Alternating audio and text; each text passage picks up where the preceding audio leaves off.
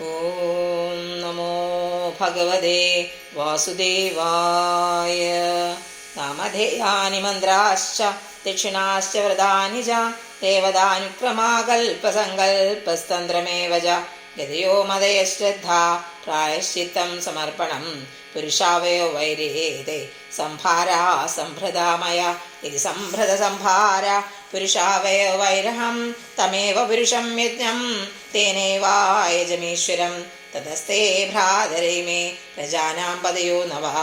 Ajayan വ്യക്തമവ്യക്തം പുരുഷം സുസമാഹിതാഃ തതശ്ച മനവാ Kale ഈജിരേ ഋഷയോ പരേ പിതരോ വിബുധാ ദൈത്യാ മനുഷ്യാ ക്രതുഭിർവിഭും നാരായണേ Bhagavathi ത്രൈദം വിശ്വമാഹിതം